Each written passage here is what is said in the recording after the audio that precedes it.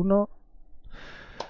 Buenas tardes, hoy martes, día 10 de agosto. Estamos hoy en la última charla de Talks de Spain Game Devs con Vicente Quesada como invitado, diseñador de niveles. Buenas tardes, Vicente. Buenas. Bueno, cuéntanos de qué va a ir un poco la charla, porque eso de diseño de nivel igual a todo el mundo no le suena. Pues la charla de hoy va a ser un ratillo hablando de lo que es el tema del diseño de mundos abiertos, de videojuegos de mundos abiertos. Que es como diseño de niveles a una escala más macro, o sea, digamos, como a lo bestia en todos los sentidos, Ujú. porque son grandes tamaños, grandes distancias y viene a ser diseño de niveles realmente, o diseño de mundo, como también se llama, y de eso vamos a estar. Hoy aquí una horita, supongo, un poquillo menos a lo mejor. Bien, pues si te parece volvemos a la pantalla de inicio en lo que preparamos la presentación y volvemos enseguida.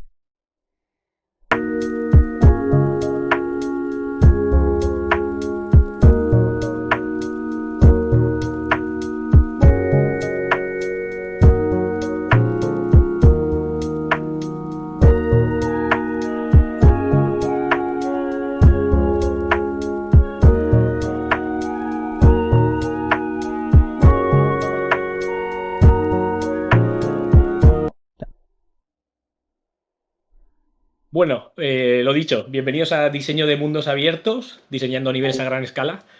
Eh, no os preocupéis por este fondo de pantalla tan artísticamente increíble. Es una pequeña, un chascarrillo. Pero es que Comic Sans, por favor, o sea, es fundamental en una charla. Y nada, bueno, lo dicho, hoy vamos a estar así 40 minutillos hablando un poco de diseño de mundos. Y bueno, ya antes de comenzar, lo de qué es un mundo abierto, ¿no? ¿Qué es esto del mundo abierto? Pues no diríamos, o sea, no diría un género, porque realmente no es un género, es más una forma de cómo se plantea un nivel. Igual que están los niveles lineales, los niveles que no son lineales, pues también tendríamos niveles o mundos abiertos, que es más una forma de cómo se presenta el contenido al jugador que un género en sí. El caso de los mundos abiertos están muy ligados a géneros como el de acción-aventura, principalmente aventura en tres dimensiones, perdón, en tercera persona. Y luego, pues, es un género que lo ha petado muchísimo, lo sigue petando. Hay un poco de sobredosis, diría, de este género, como que se está estancando un poquillo. Pero yo me acuerdo que cuando tuve el primer contacto con este género, que fue en el 2011 con Skyrim, pues a mí se me abrió un mundo, una forma de jugar que no había vivido antes. Y la verdad que me gustó mucho lo que viví en Skyrim. Y lo que me pasó a mí personalmente es que poco a poco me han ido como dejando de encantar este tipo de juegos, hasta que hace muy poco ha habido un par o tres de juegos que han vuelto como a engancharme a este género. Bueno, yo personalmente estoy esperando mucho Elden Ring. No sé si alguien más está aquí esperando que salga este juego de From Software. Yo estoy hypeado a tope. Y sí, es Dark Souls 4, es Big Dark Souls, ok. Pero a mí personalmente lo que yo estoy buscando. Luego, en esta charla, los dos juegos de mundo abierto que más voy a usar de ejemplo son el Breath of the Wild y el Ghost of Tsushima, porque a mí personalmente me han gustado muchísimo. A mí un juego de mundo abierto no solo tiene que engancharme por su diseño, sino que también me tiene que entrar por los ojos. Y estos dos me parecen de lo mejorcito que hay, tanto en diseño como en lo visual. Y todos los ejemplos que vaya mostrando aquí en esta charla, pues vendrán de estos dos juegos. No sé si hay alguno, así, algún mundo abierto que os guste a vosotros en particular. Pero yo, bueno, Breath of the Wild está siempre en boca de todos. Todo el mundo está deseando la segunda parte que va a salir, esperemos que igual de buena al menos que la primera. Yo confío plenamente en el equipo de Nintendo. Y nada, vamos a ver. Bueno, sobre mí ya sabéis quién soy. Soy Vicente, como sabéis, me he presentado antes. Y soy cofundador y diseñador de niveles en Inverge Studios. Hemos hecho varios jueguitos de móvil. El juego anterior que hicimos en 3D fue EFI. Y actualmente estamos en un proyecto que no hemos anunciado nada, que es Project Ava. Y a mí me gustan mucho los juegos de Soulsborne y los Dishonored. O sea, esas dos franquicias me vuelven loco. Y estoy esperando por eso muchísimo el Elden Ring, porque la verdad que From Software lo tengo en top uno. Bueno, el índice, ¿qué vamos a ver hoy? Pues hoy voy a hablar un poco de cómo orientar y guiar al jugador en un mundo abierto, que es algo bastante importante, pues son mapas de escalas enormes, de kilómetros y kilómetros de terreno. Y entonces hablaremos de zonas, bordes, puntos de referencia, puntos de interés y caminos. Luego veremos el punto de magnetismo y gravitación. Y acabaré, pues si da tiempo, hablando un poco de los mini mundos abiertos, que es algo que se está poniendo de moda últimamente, porque digamos que los jugadores ya no tienen tanto tiempo para jugar 100 horas a todos los juegos, porque hay millones de juegos. Así que hablaré un poquillo de ellos también. Bueno, un pequeño disclaimer sobre la terminología. Hay un mogollón de términos en diseño de niveles, hay un poco de cacao, cada uno llama una cosa como le da la gana, un autor te dice una palabra, otro autor te dice otra, una empresa usa internamente ciertos términos que tú a lo mejor no usas. El resumen viene a ser que aquí usa el que mejor te convenga, no hay ningún problema, al final todos nos vamos a entender de lo que estamos hablando y simplemente usar los que más te gusten a ti o los que te obliguen en tu empresa a usar para documentación. Que por cierto suelen estar todos en inglés y son gajes del oficio. Y nada, pues vamos al lío. Voy a empezar hablando de las zonas. ¿Qué son las zonas?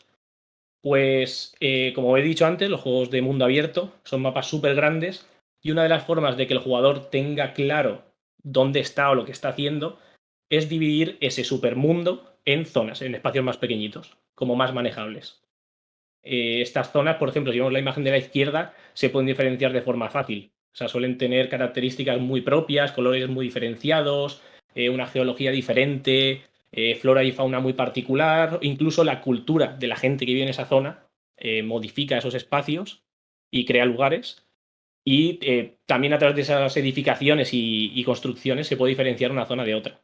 Por ejemplo, en el Breath of the Wild tenemos zonas muy diferenciadas, como por ejemplo sería la zona del volcán, que es la montaña de la muerte, la zona del desierto, donde están las Gerudo, las montañas nevadas que separan el desierto del resto de Hyrule.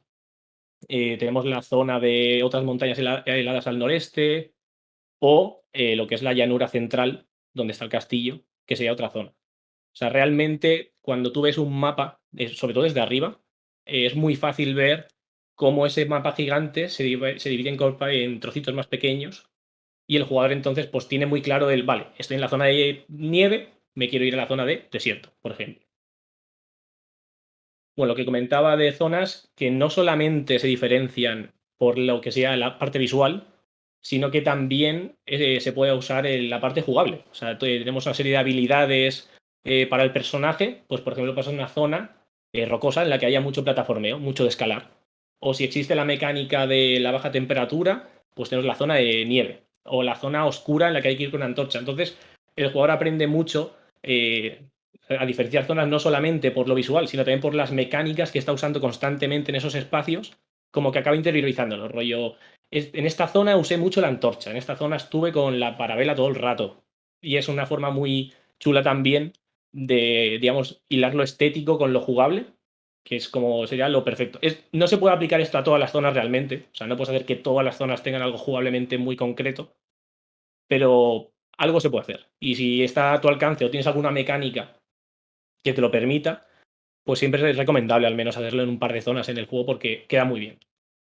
Y luego, por último, hablando de zonas, para evitar que se sienta el mundo muy artificial, en vez de tener una zona de cada, como imagínate, tenemos un mundo, pues yo qué sé, la zona de desierto, la zona de nieve, la zona de bosque, la zona de jungla, pues repetir algunas de estas zonas, sobre todo las menos especiales, a lo mejor un bosque no hay problema en tener más de uno, o alguna montaña en particular, con algunos cambios pequeñitos. A lo mejor un ligero cambio en vegetación o algún tipo de roca diferente, pero es recomendable eso, el que haya algunas zonas que se repitan en el mapa y aparte, cuando las zonas están una al lado de otra, también se recomienda que en esas fronteras haya una especie de mezcla de ambas zonas, ¿no? Para que la transición sea más suave y quede menos artificial. O sea, no pasar de la zona bosque a la zona desierto de sopetón. O sea, no es una línea en la que a partir de esta línea no existe ni un solo árbol, sino que seguramente en una serie de ellos, en 20 metros entre zona y zona, van a ir los árboles descendiendo de número hasta que entres en la zona de desierto. Y así con todo.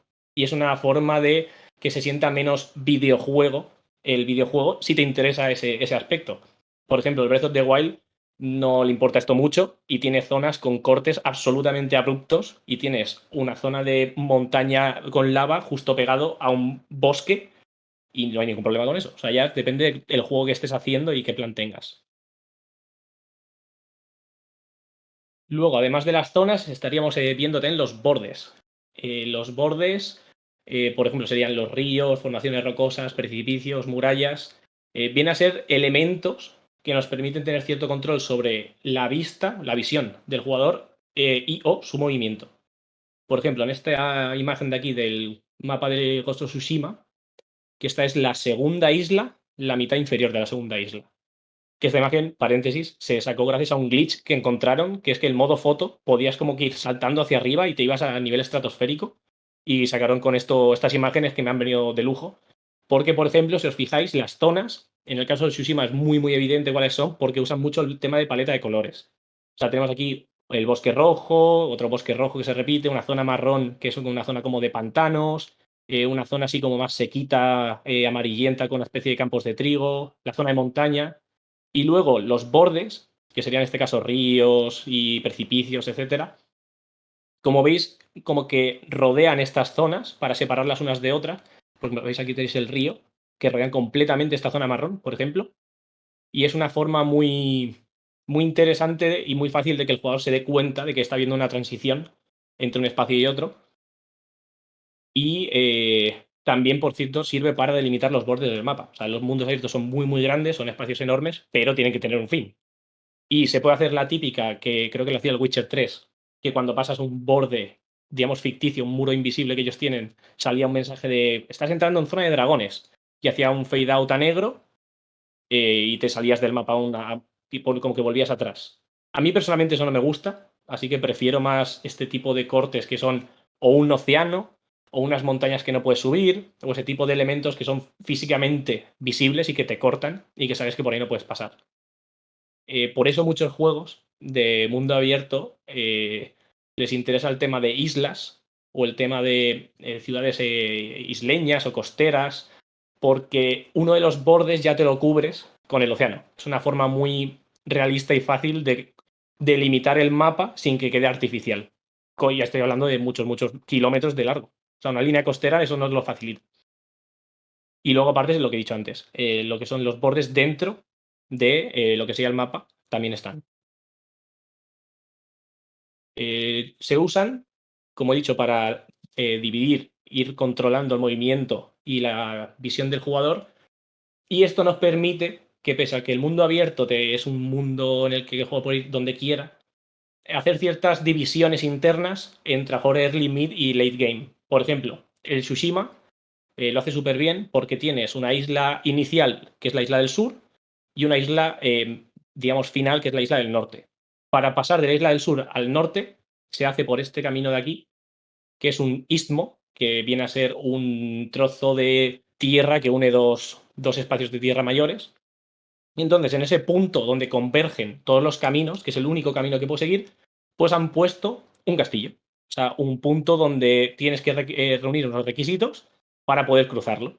Entonces, gracias a estos bordes, que en este caso serían los mares, bueno, el mar que hay a los laterales y lo que son los acantilados, haces que el jugador concentre su movimiento solamente en un punto y en ese punto pones una puerta. Y entonces es una forma, digamos, natural de en un mundo abierto muy grande hacer una serie de compartimentos entre zonas para, si tú quieres que el jugador no llegue a la isla 2, a menos que haya conseguido, yo que sé, tener nivel 5 y estos objetos, pues este es el sistema a seguir. Tipos de bordes. El primero serían los soft, que son los bordes que bloquean la vista, pero no bloquean el movimiento. Por ejemplo, los árboles o unas colinas. Se utilizan sobre todo para el tema de que la vista del jugador se centre en lo que tú quieras. O sea, si por ejemplo tenemos dos puntos de interés y queremos que solo uno sea el que el jugador va a ir, pues le ponemos un bosque ocultando parcialmente ese segundo punto de interés. Entonces el jugador de forma natural siempre tiende a ir a lo que tiene más a la vista o lo que está viendo. Entonces se utilizan mucho para dirigir, sin que el jugador lo sepa, el movimiento del jugador. Realmente puede cruzarlo. O sea, si quiere explorar, no se le penaliza por ir por ahí. Pero lo más normal es que el jugador coja el camino con menos fricción, que viene a ser el camino que tiene más la vista. Otro tipo de bordes serían los bordes hard, que estos bloquean tanto vista como el movimiento. Y estos son los que más sirven para encauzar el movimiento de los jugadores. Como que le reduces las opciones a las que tú quieras. O sea, es el ejemplo que usaba antes del Tsushima con el con el tema del castillo en el istmo. O, por ejemplo, si tenemos una zona muy, muy grande y el movimiento en 360 es como que es demasiado abrumador para el jugador, pues le pones unas montañas y unas colinas y unas rocas para que por ahí no pueda ir. Entonces le reduces como el abanico de posibilidades de movimiento para más o menos dirigirlo en las direcciones que tú quieras. Otro tipo sería el see-through, que son los que no bloquean la vista, pero sí bloquean el movimiento.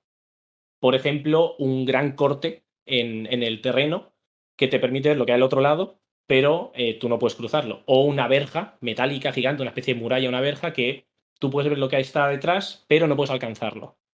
Estos son muy útiles sobre todo para, digamos, presentar al jugador un nuevo reto, un nuevo objetivo a medio y largo plazo.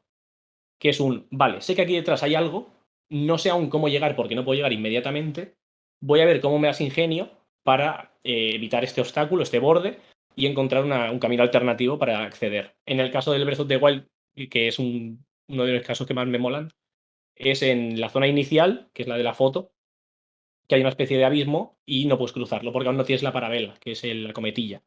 Pues hay una serie de árboles justo en ese borde que los talas para crear un puente y te permite acceder al otro lado. O sea, este borde see-through te permitía ver que al otro lado había cosas porque había enemigos y había arriba un templo al que podías ir, pero no puedes alcanzarlo de formas normales. O sea, te toca un poco ingeniártelas para llegar a ese lado. Y por último tenemos el tipo de Rough Edge, que es los que bloquean la vista, perdón, los que no bloquean la vista y no bloquean el movimiento, pero con un disclaimer, que es que no bloquean el movimiento, pero lo entorpecen o hacen que haya algún tipo de penalización. El jugador pierde vida mientras va andando por esa superficie. Yo qué sé, es una ascuas en llamas, pues si lo pisas te quita vida. Entonces, es una forma de también dirigir digamos, el movimiento del jugador hacia ciertos sitios sin que se sienta muy artificial. Porque lo que tienen los bordes hard y soft es que son un poco cantosos. Es decir, si abusas mucho de ellos, el jugador se va a dar cuenta de que pese a ser un mundo abierto, realmente parece muy lineal, como que, vale, si por aquí no puedo ir, por aquí no puedo ir, si eso me das esta opción, pues voy a tener que ir por aquí. Pero en cambio, si le pones a mejor un río a mano derecha, un río a mano izquierda o una zona de barro y el camino más libre, digamos, enfrente suya, seguramente vaya por ese. Porque es lo que he comentado antes, siempre buscan el camino de menor fricción, como que en la zona más cómoda de navegar.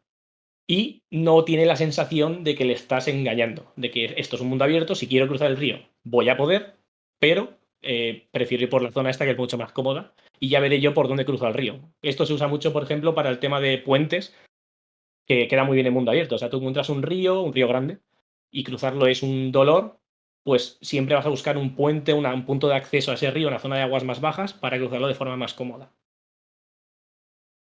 Y esto sería como el resumen de los tipos de bordes, que están pensados de forma de que tienes todas las permutaciones. O sea, puedes usar en función de lo que tú quieras como diseñador uno de estos tipos de borde de forma inteligente para, sin que el jugador se dé cuenta, ir cogiéndolo un poquillo de la mano y te lo vas llevando. Vale, el siguiente punto que quiero ver es el de puntos de referencia, que también se llaman landmarks.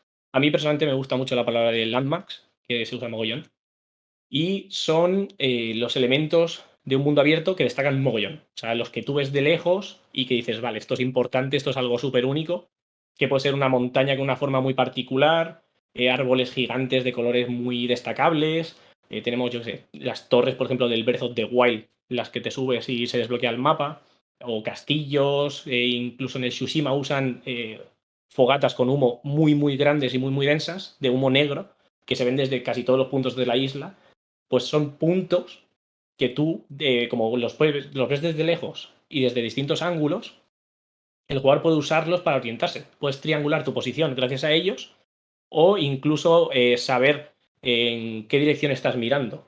Por ejemplo, si tienes en el Breath of the Wild que la montaña de la muerte es uno de los landmarks más evidentes que hay junto al castillo de Hyrule, que son estas las montañas, este es el castillo, pues si tú estás en cualquier punto de la pradera y miras y ves la montaña a tu mano derecha y el castillo a tu mano izquierda, vas a saber que estás en esta zona de aquí, de la pradera. En cambio, si estás detrás de ellos y ves el castillo a mano derecha y la montaña de la muerte a mano izquierda, es que estás detrás. Y es una forma de muy rápida de, con una pasada de vista, situarte en lo que es en el mapa. Incluso dentro del propio landmark, si hacemos que tenga una silueta diferente de distintos ángulos, que no sea simétrico siempre, un único landmark nos puede servir para saber en qué dirección estamos mirando. Porque si, por ejemplo, el Breath of the Wild también tiene una montaña partida por la mitad, pues tú ya sabes que si estás viendo el corte central, estás acometiendo ese landmark desde un punto, desde una dirección muy concreta. En cambio, si ves esa montaña pero no ves el corte vertical, sabes que estás yendo desde la perpendicular. Y es otra forma de con una sola mirada saber situarte en el mapa, sin tener que sacar necesariamente el mapa. Todas estas técnicas, por cierto, no excluyen el uso de un mapa. O sea, siempre se pueden usar junto con el mapa del Breath of the Wild, por ejemplo, lo hace muy bien, de que tienes un montón de técnicas de guía y orientación y aparte tienes con la piedra Sheikah un sistema muy chulo de marcar espacios y tal, y se compaginan muy bien. Y luego además, estos landmarks, como los ves al principio del juego, sueles ver varios. Pues ya te metes como una meta en tu cabeza, una meta a medio largo plazo de, vale, yo sé que tengo que ir ahí en algún punto.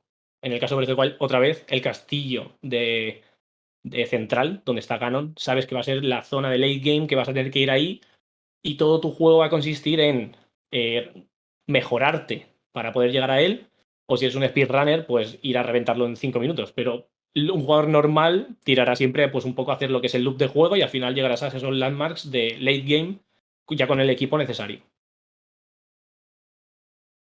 Dentro de los landmarks pueden ser tanto naturales como artificiales, lo que sea, pero personalmente me gustan mucho los que desprenden cierto misterio, que suelen ser los que son construidos por el ser humano. Por ejemplo, el castillo del Zelda o un templo en el Ghost of Tsushima, que lo ves a lo lejos, porque no solamente es una montaña que la ves de lejos y la usas de referencia, sino que sabes que al llegar va a haber algo. O sea, va a tener algo dentro, va a haber algún misterio. No sé si es un castillo encantado, en el templo se va a ser una zona de los enemigos, una zona de los aliados. Entonces, hay landmarks que atraen especialmente también por el misterio que tienen. Como que quieres ir para ver qué es lo que tienen dentro. Si es un árbol, seguramente va a ser más algo más estético y va a haber alguna cosilla, pero no te esperas a lo mejor estar ahí una hora dentro. Pero en cambio, en el castillo del Zelda tú lo ves y dices, madre mía, esto es enorme, aquí voy a estar media hora jugando mínimo ahí dentro. Y otra cosa a tener en cuenta con los landmarks es que, pese a que interesa que se vean, siempre desde muchos sitios, no es recomendable que se vean constantemente. Es decir, cuando el jugador tú lo guías hacia un landmark, la idea es que entre medias, en ese camino, le vayas ocultando la visión de este punto de referencia. Por ejemplo, con un bosque muy denso. Le obligas a cruzar un bosque denso y en el bosque hay ciertos claros en los que vas viendo el landmark poco a poco, cada vez más cerca. Y así digamos que la sensación de viaje se potencia y queda, aparte, es muy agradecido para el jugador el saber que está acercándose a su objetivo sin tener que verlo constantemente. O sea, como que es como más un premio. Vas andando, te acercas un poquillo, sales del bosque, ya me he pasado el bosque, ahora el castillo está a la mitad de distancia. Pues te metes en una cueva, pasas la cueva, sales de la cueva y el castillo está de repente, ¡pum!, justo delante. Y se puede usar mucho también esto para el tema de las vistas. Cuando tú llegas a un punto tan importante como un landmark, la idea es que en los mundos abiertos, como no puedes hacer composiciones y vistas desde 360, porque el jugador puede venir desde cualquier ángulo, pues te centras en los caminos principales. O sea, tú eliges a lo mejor 3 o 4 puntos donde la mayoría de jugadores van a acceder y van a ver ese punto de interés y desde ahí realizas la composición. Y ya pues lo pones de forma que sea bonito y que vea los ángulos que tú quieras del landmark y todo el rollo. Y luego, junto a los landmarks estarían también los puntos de interés. Esta ya es la zona de jugabilidad. Estos son espacios dedicados al gameplay. El jugador sabe que va a tener que ir a estos puntos para avanzar en el loop jugable. O sea, es donde vas a combatir contra enemigos o vas a recoger recursos o vas a, yo sé, a lo mejor es un poblado donde va a haber una serie de tradeos o mercaderes. Pues estos son los puntos de interés o también se llaman nodos o points of interest. Y digamos que no son tan visibles como los landmarks, pero atraen mucho la atención del jugador, especialmente por el tema de que son jugables. O sea, todo elemento jugable tiene una atracción muy, muy fuerte hacia el jugador. Unos más que otros en función del perfil del jugador. Por ejemplo, si yo soy un jugador explorador, me interesa mucho todo aquello, todo el punto de interés que refuerce ese tipo de gameplay que yo estoy haciendo. Por ejemplo, en el Breath of the Wild, las torres Sheikah y luego los teleports me interesan mucho porque me facilitan lo que es el movimiento por el mapa o la zona donde están los caballos. En cambio, si soy un jugador de modo combate, o sea, lo que más me mola a mí es combatir, pues voy a ir a saco a siempre que haya un campamento de enemigos para lootear armas, conseguir mejoras y todo el rollo. Entonces, un punto de interés al final es el tipo de jugador el que va a decidir la prioridad que les va a hacer a todos los tipos. Entonces, lo que se hace es cuando tú sabes, digamos, los jugadores que vas a tener, a quién va dirigido tu juego, pues la idea es de hacer un poquito de todo. O sea, distribuir estos puntos de interés para que estén todos contentos. No hagas solamente uno para unos y olvidarte de los otros completamente. Y estos puntos de interés suelen estar cerca de puntos de referencia. ¿Por qué? Porque cuando tú ves un punto de referencia de lejos, te atrae porque se ve de lejos. Y conforme te vas acercando y entras en el radio de visión de estos puntos, es ya cuando empiezas como, vale, pues ahora voy a ir a este campamento de malos y voy a ir a por ellos y les voy a dar caña. O voy a ir a este templo Sheikah y voy a entrar y voy a conseguir un trocito de... para luego mejorarme la vida, por ejemplo, la estamina. Bien, pues seguimos a... Ah, por cierto, si hiciéramos una foto de estos puntos de referencia, suelen ser los que lo que se llama es que dan el título a la foto o ponen título al cuadro.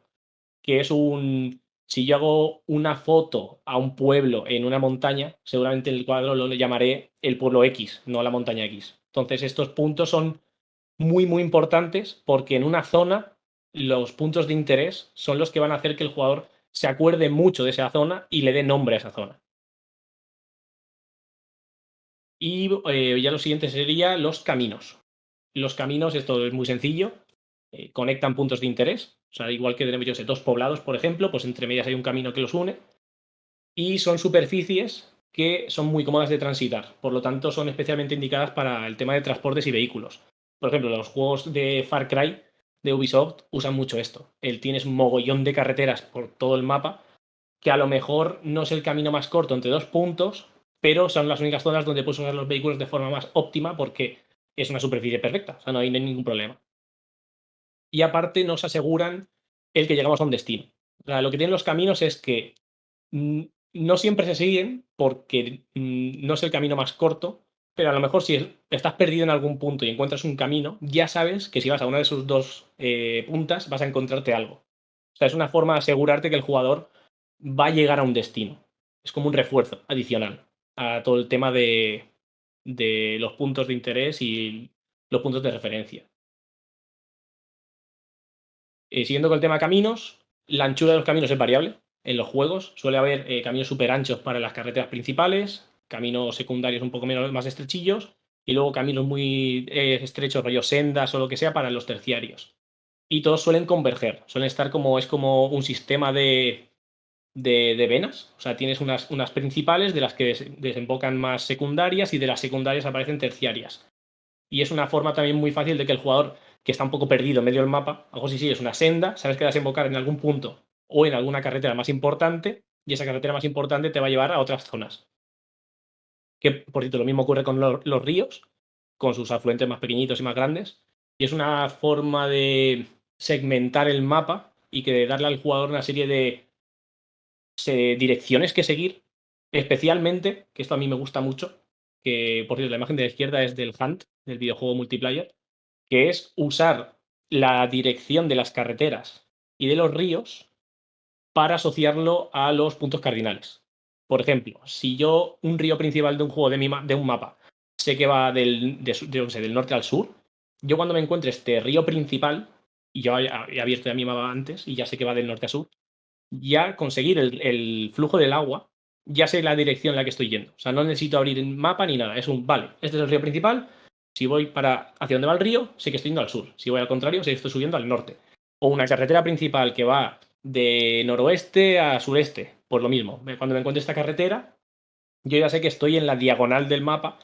Y es una forma también muy cómoda de que el jugador sepa orientarse. Porque no solamente es poner puntos de interés y todo eso, sino que también darle cierta lógica a estas direcciones para que las asocie con el norte, sur, este y oeste, que no sean muy al azar, al menos los más principales. Los secundarios siempre queda bien que no sea que no estén en el, digamos, en la rejilla, para que se note más natural, pero siempre viene bien el que al menos las direcciones más importantes sean fácil de asociar a un punto cardinal. Bueno, visto el tema de orientación y guía del jugador, pasamos a magnetismo y gravitación. Como he comentado antes, los puntos de interés es el jugador el que decide lo que quiere hacer con ellos o no. O sea, si le interesa o no, valga la redundancia. Y esto por el magnetismo. O sea, el magnetismo son dos cosas: el alcance y la atracción. El alcance viene a ser como lo que tú ves, o sea, lo que ese punto de interés es visible, digamos, como el radio de acción que tiene. O sea, el jugador cuando entra en ese radio es capaz de verlo. Y luego está la atracción, que es, una vez el jugador lo ha visto, digamos, lo que le interesa ir a ese sitio, o no. Entonces, el alcance sí que suele estar muy delimitado por el tema de estética. El tamaño, cuando más grande más se ve, entonces tiene mayor alcance. Si por la noche brilla, como por ejemplo las torres de la Sheikah, que por la noche brillan y se ven muchísimo, destacan mucho por la noche. Si tiene movimiento, no tiene movimiento. Una columna de humo va a destacar mucho al tener movimiento frente a algo que es más estático. Entonces, lo que es el alcance sí que se puede con la pasada de arte hacer que, digamos, hacer un desglose de prioridades. Pues si este landmark quiero que sea muy, muy importante y se vea desde lejos, pues ya sé qué tengo que hacer. En cambio, la parte de atracción ya es más subjetiva. O sea, ya es el jugador el que dirá, en función de su tipo de juego, el cómo va a ordenar estos puntos de interés.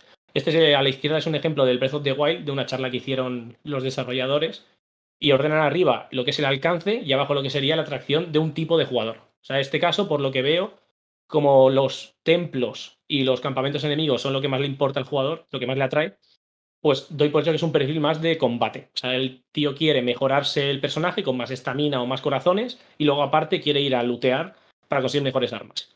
Pues esto pasa con otro tipo de jugador distinto, mejor que sería el explorador, pues que sería mi caso. Para mí lo más alto sería la torre, porque es lo que me desbloquea el mapa. Y luego a lo mejor sería el tema de la zona de los caballos, porque me interesa coger un caballo para transportarme rápido entre zonas. Y luego, pues con todo lo visto y esto que ahora explico ahora del magnetismo, nos permite más o menos a los diseñadores hacernos una idea aproximada de la ruta que va a tener cada perfil de jugador.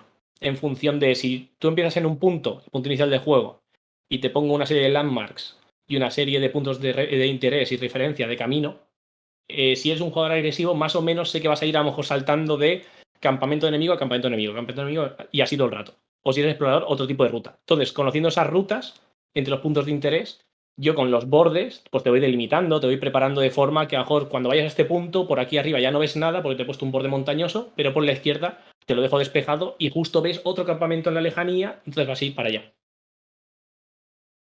Y luego el tema gravitación, que es un poco lo que estaba comentando, que cada punto de interés tiene su magnetismo, que es lo que atrae al jugador, y la gravitación viene a ser el usar este magnetismo para que el loop de juego sea como más fluido y más largo. Es decir, de camino entre dos puntos con mucho alcance, por ejemplo, en el caso del Zelda Breath of the Wild, dos torres, ponerle en medio una serie de puntos de referencia, de puntos de interés, para que en esa ruta haga un detour, se salga de la ruta, realice la acción que le toque y vuelva otra vez a la ruta principal.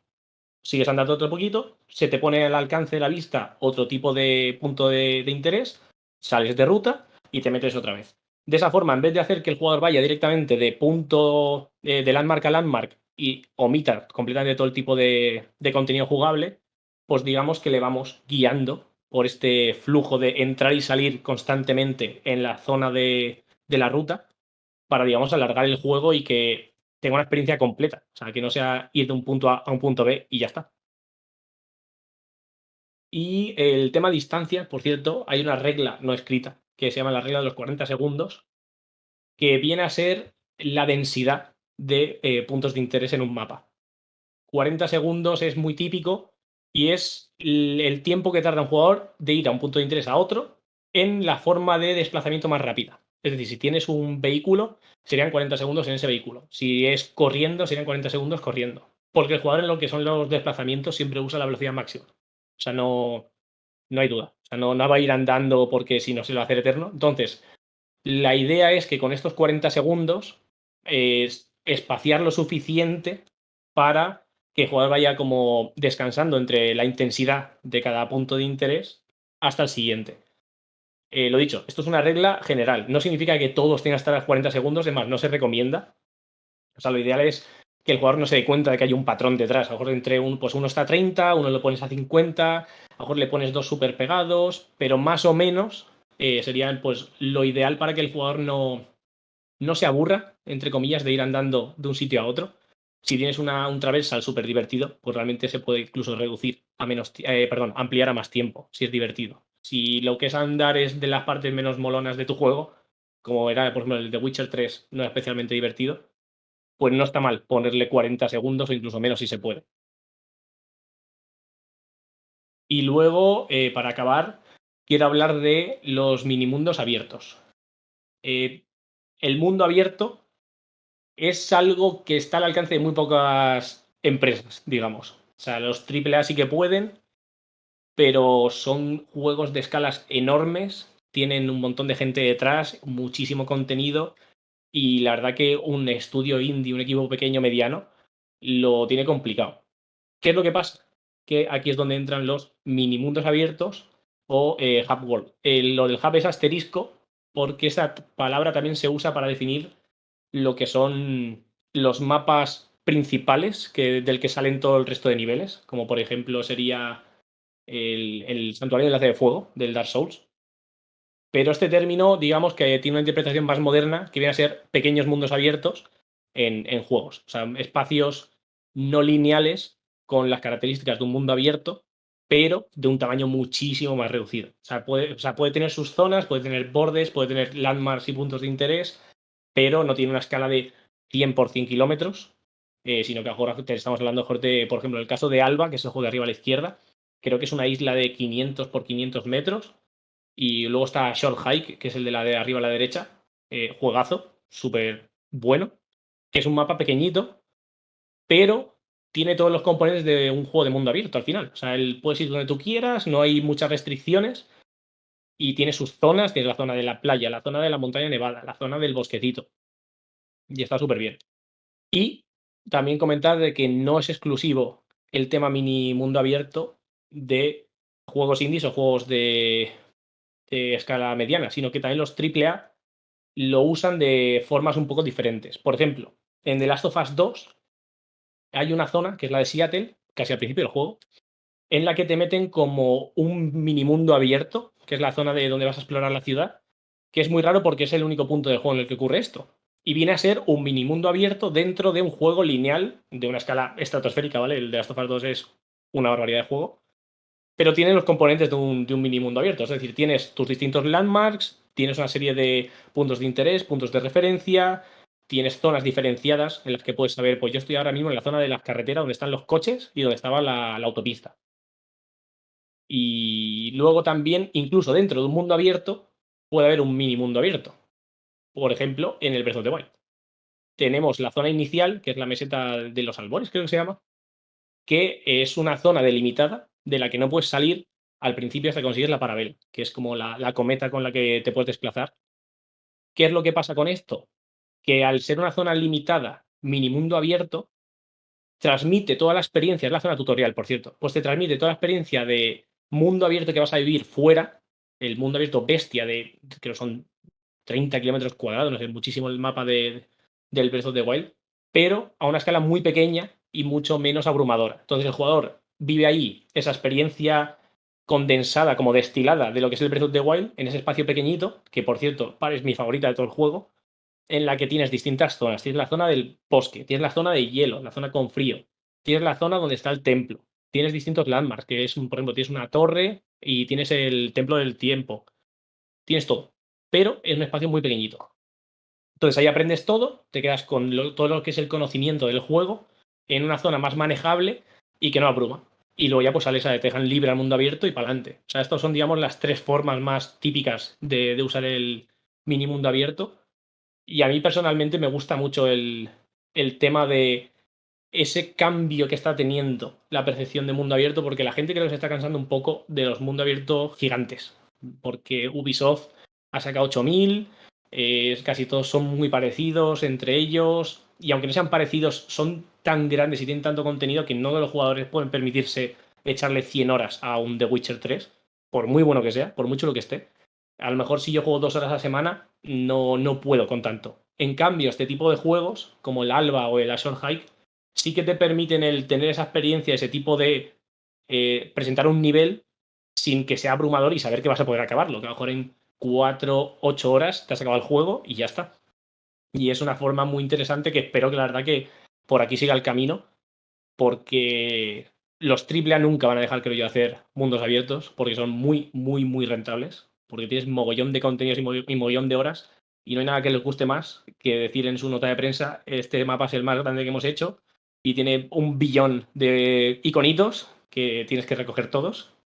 Así que este nuevo paradigma me mola mucho, y a ver si sigue.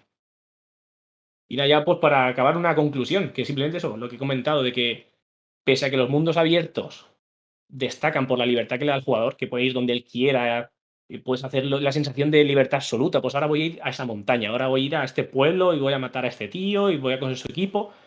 Realmente, la sensación de libertad es porque los diseñadores han hecho muy bien su trabajo. O sea, no está hecho al tuntún, sino que ha habido un equipo detrás que ha diseñado ese mapa de forma que guía al jugador sin que él se dé cuenta y tenga una experiencia completa del juego sin que se pierda, sin que se sienta frustrado, en los que no se va a aburrir porque no se pierde y se queda en medio de un bosque y no sabe qué hacer. O sea, siempre lo mejor es que el jugador no sepa que has pasado tú por ahí a hacer tu trabajo. Y es una... O sea, pero no significa que no haya habido nadie detrás. O sea, que no se note no significa que no haya nadie, sino que está bien hecho en este caso.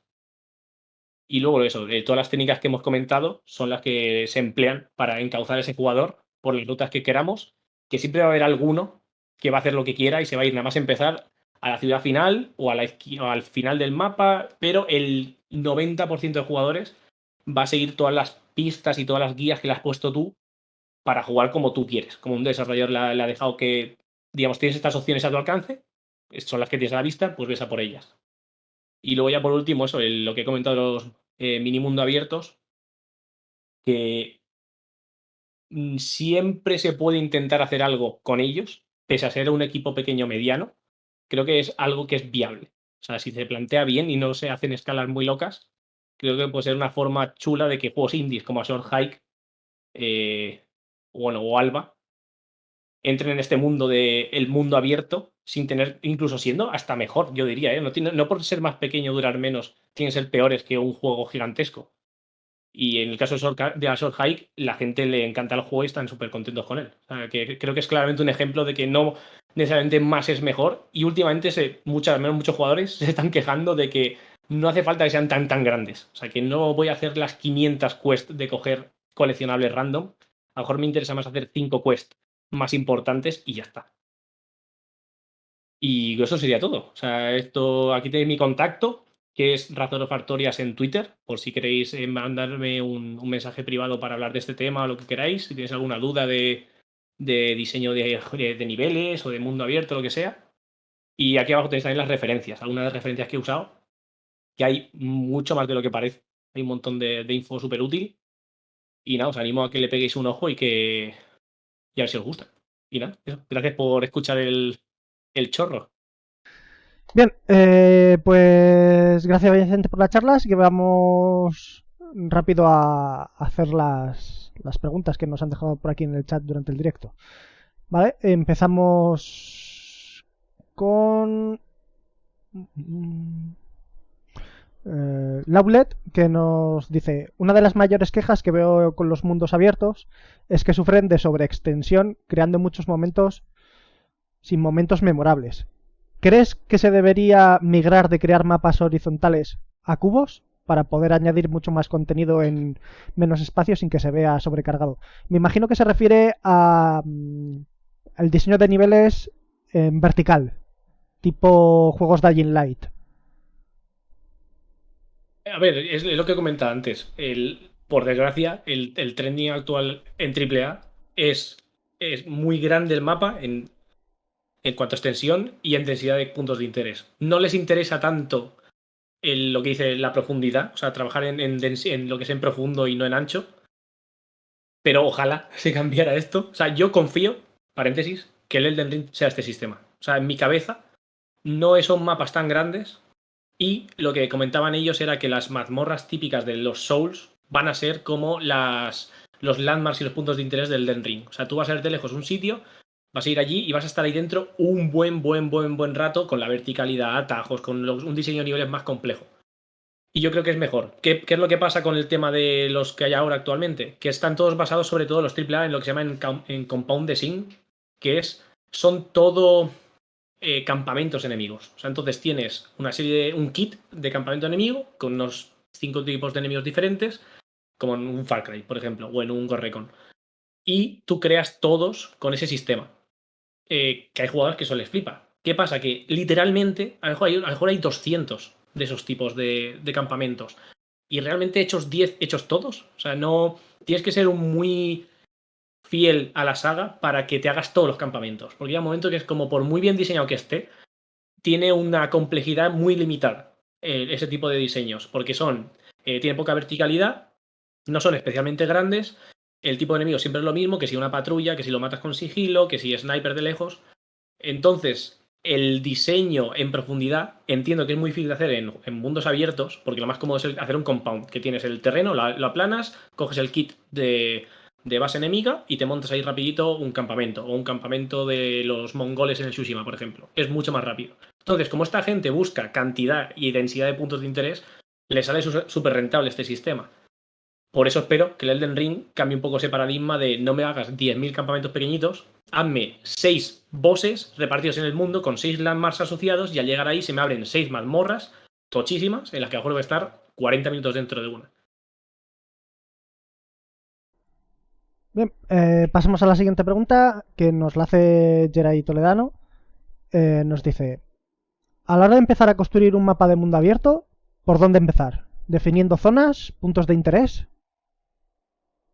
Pues hay dos tipos de forma de empezar. Por ejemplo, el de Witcher empezó por la topografía, bueno, y el Skyrim también. Empezaron por lo que es la topografía y luego, sobre esa topografía, distribuyeron lo que son los puntos de interés. O sea, no. Porque, bueno, el caso del The Witcher está basado en un libro con un mapa previo y más o menos tenían que respetar esa geometría.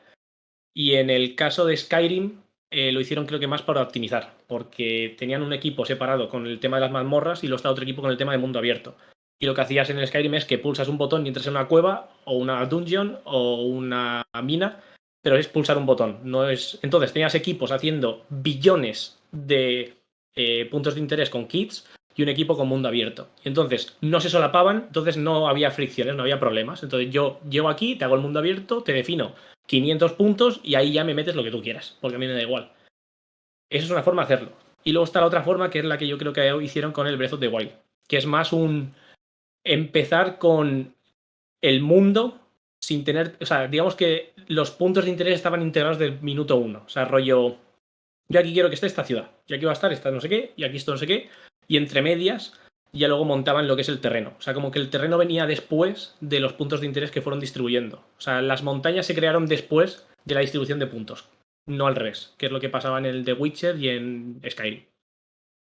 ¿Cuál es mejor? Ya depende de tu tipo de juego. A mí personalmente, cómo queda el juego cuando tienes en cuenta desde el principio todo, cuando es holístico, me gusta más. Pero para gustos, colores. Bien, siguiente pregunta que nos hacen por aquí. Nos la hace también Laule. ¿Considerarías los mundos abiertos que han sido una evolución natural de los Metroidvania 2D?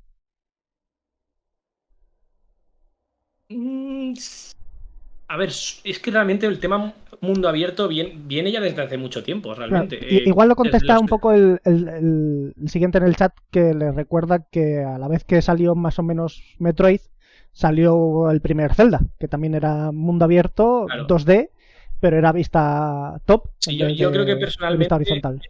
el tema mundo abierto está desde el principio prácticamente de los videojuegos. O sea, no sé, es que no me acuerdo cómo se llama. Hay uno que es súper viejo. Pero sí, que más que los Metroid, creo que es el tema el Zelda y todos estos juegos al principio, que tenían esas libertades de movimiento. Es más, no sé si supongo que lo sabréis, que el Breath of the Wild nació cuando estaban prototipando. La versión que más cuajó fue una versión hecha en torno al Zelda original, al Zelda 1. O sea, con esos gráficos, metieron en el Zelda 1 todas las combinaciones y el motor de química y físicas que tiene el Breath of the Wild y lo probaron ahí con el tema de la libertad absoluta. Y dijeron, esto funciona. Y lo pasaron ya a 3D y tal. O sea, yo creo que bebe más de los juegos rollo Zelda y...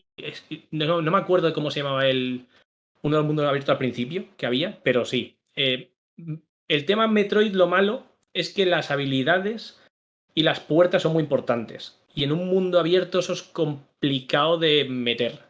Porque la progresión de un Metroid va muy ligada a encuentro puerta, no puedo entrar por esa puerta, exploro, encuentro llave, puede ser llave literal o llave una habilidad que me abre esa puerta. Vuelvo con backtracking y desbloqueo esa puerta. En mundos abiertos no hay tanto backtracking realmente. Es más un movimiento de punto a punto y rara vez vuelves hacia atrás. Suele más ser un viaje rápido, algún rollo. O sea, creo que es eso, más o menos. Bien, nos dice también Albebi, nos comenta, imagino que en un mundo abierto cenital los caminos tienen más importancia, llegando casi a funcionar como landmark, por falta de visibilidad, ¿no? Nos pregunta si eso es así. ¿A qué se refiere con cenital? Eh, ¿Con vistos de arriba te refieres? O sea, yo entiendo que es un juego a mejor sí, 2D vistos de arriba. sí. Vale, vale. Sí, claro, claro. O sea, en un juego. O sea, es que ahora no caigo, pero sé que los Zelda. Los Zelda de la Game Boy, cuando tú veías un río, un mar y tal, o sea, son mucho más importantes porque te cargas una dimensión. Y es más, pasan a verse, literalmente. Antes no se veían. También te digo que es raro un mundo abierto en 2D, porque al cargarte la tercera dimensión te cargas la profundidad y los landmarks funcionan mucho por verticalidad. Entonces, no sé cómo se podría hacer un mundo abierto que, digamos, no tenga que depender completamente del mapa en 2D. Al menos ese reto se lo dejo para otras mentes. Pero sí, obviamente un río o un lago pasa a ser mucho más destacable en un juego con vista cenital. Bien, ya pasamos a las preguntillas que tengo por aquí apuntadas. Vale, has hablado del diseño de niveles en mundo abierto. ¿Qué de sus funciones, de los distintos landmarks, ¿no? De la manera de construcción? ¿Qué herramientas emplea un diseñador de nivel para, para llevar a cabo estas ideas? Bueno, yo para empezar, siempre lo típico de a documentar, sácate papel, hazte unos cuantos bocetos de... Yo sobre todo es no... se trabaja siempre de lo que es macro, meso, micro, que es a alto nivel, gran escala, los landmarks más grandes, las zonas, o sea, como la forma de tu mapa por fuera, las distancias y todo ese rollo. Y luego vas a ir más hacia abajo. Luego entrarás en meso, que es mejor te pones en un landmark y trabajas en landmark. Y luego micro, que ya es dentro del landmark o dentro del punto de interés, pues cómo están distribuidas las cosas. El primer paso sería coger un papel, planearte más o menos lo que quieres hacer. Yo qué sé, pues quiero X puntos de interés, quiero tres zonas, 2 puntos de interés, un landmark. ¿Y cómo lo distribuyo? Pues si el jugador empieza en este punto, seguramente el landmark lo quiera aquí, para que le llame la atención. Y entre medias de este punto de inicio y este landmark, pues te tengo que poner los puntos de interés y quiero que haya 2 zonas, pues me gustaría que se partiera el mapa mitad a mitad, tú y así, sí todo. Y luego a la hora de trabajar, pues yo sé, en un Real Engine podrías perfectamente, tiene un sistema que se llama Gold Composition que te permite hacer mapas más grandes y ahora con un Real 5 va a cambiar todo completamente el paradigma porque entran sistemas ultra mega locos de optimización automática que eso puede ser la leche porque va a poner al alcance de equipos pequeños y medianos tecnologías para hacer mapas de tamaños de la leche. Cosa que está muy reservado a los equipos grandes, ya no son tanto por producción, sino por la parte técnica, porque que un mapa muy, muy grande funcione bien, no es fácil. No es fácil. Bien, nos preguntan por aquí por el chat dónde se podría aprender más sobre level design. Tú como diseñador de niveles, ¿conoces de alguna web en concreto, de algún foro, de alguna comunidad? Bueno, hay de todo, realmente hay un montón. O sea, pero, por ejemplo, Design Den es un Discord de inglés centrado exclusivamente en diseño. Hay mucho diseño de niveles ahí. Hay gente tochísima de AAA. Lo lleva Ryan Smith, que es un tío que está trabajando ahora en Ubisoft haciendo el juego de Avatar. ahí hay gente muy top. Luego, yo que sé, hay un montón. En España, si echáis un ojo, hay un montón también de Discords españoles. En Twitter hay un mogollón de gente de diseño de niveles. Está Enrique Colinet, que es un mega crack. Está Víctor. Hay un montón. O sea, y luego, si queréis info más concreta, tengo un Trello, paréntesis de spam propio, que se llama Level Design Compendium. Y ahí todo lo que voy encontrando yo de diseño de niveles, que me gusta, lo voy poniendo. Yo todo lo que he aprendido, todo ha sido con internet. Yo no he dado nada de diseño de niveles en la carrera ni nada. O sea, te sientas, te coges los documentos que más te molen, te los lees tranquilamente y te pones a hacer niveles. O sea, no hay truco. O sea, si quieres hacer niveles, haz niveles. No, no existe. Es más, recomiendo, no hace falta leerte todo el Trello para empezar a hacer niveles. O sea, ponte a hacer niveles y en paralelo vas leyendo cositas y ya está. O sea, no te esperes a saber toda la teoría, porque nunca vas a llegar, porque es imposible, porque es infinita. Pero píllate un Real o píllate Unity y para adelante. Y ya está. Y sin miedo. Bien, ya por último tengo una pregunta súper importante para ti como diseñador de nivel. Creo que es la más importante que se puede hacer a un diseñador de nivel. ¿Tú, detrás de una cascada, pones algo? Es obligatorio. Sí, es que si no, no pongo cascada. Es más, si no hay algo detrás de la cascada, no se pone la cascada. Sí, sí, yo Bien, siempre. Sí. Me parece fundamental. Fua, es que es lo más bonito. Imagínate que vas y la cruzas y no hay nada. Vaya chasco. bien, bien. Bueno, pues hasta aquí la presentación y volvemos enseguida que vamos al modo dos cámaras.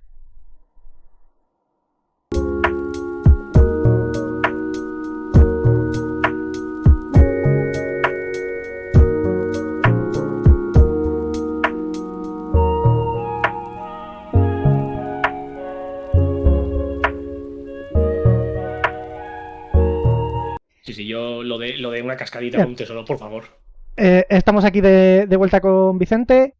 Y bueno, primero, una de las preguntas que nos hacían por el chat. Sí, las charlas quedan durante un tiempo aquí en Twitch, pero ya sabéis que Twitch al cabo de un tiempo las quita de aquí. Entonces, la comunidad tiene un canal de YouTube donde se van resubiendo semana a semana. Luego, importante también, yo no soy de Lunado, yo soy Rubén. Tenéis mi nombre aquí, que decían en el chat, no se te oye de Lunado. De Lunado es Javier, que es el padre papi de la comunidad de Spain Game Devs y que es el otro presentador de estas charlas. Yo vengo aquí a ayudarle mientras está de vacaciones, que todo el mundo merece vacaciones. Y ya por último, despedir estas charlas. Las charlas volverán más adelante, esperamos que después de otoño. Prepararemos una nueva lista de invitados, puede que algunos repitan. Intentaremos seguir trayendo a gente de la industria indie del videojuego en España y también intentaremos traer a gente del AAA. Y por supuesto, todos atentos al evento más esperado de la comunidad de Spain Game Devs que se hace ya, por tercer año, la Spain Game Devs 3, que será en septiembre. Atentos al Twitter, lo tenéis aquí debajo, el Twitter de Spain Game Devs. También tenéis nuestro canal de Telegram, donde vamos compartiendo y donde la comunidad también se apoya, se da consejos. Y por supuesto nuestro Discord, que podéis acceder con el enlace que tenéis abajo a la derecha, donde también se dará feedback de los juegos, se ayudará a la búsqueda de equipo para la Jam, habrá mucho contenido en el Discord durante el evento. Nos pregunta Laulet. Sí, es una Jam. Es probablemente la Game Jam más grande que se está realizando ahora en España anualmente, en español.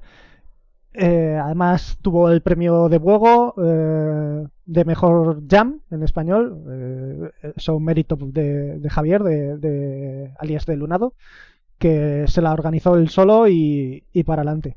Así que bueno, volvemos ya después del mes de agosto, en septiembre, para la Jam. Así que hasta aquí las talks. Nos vemos ya después de verano. Chao. Adeu.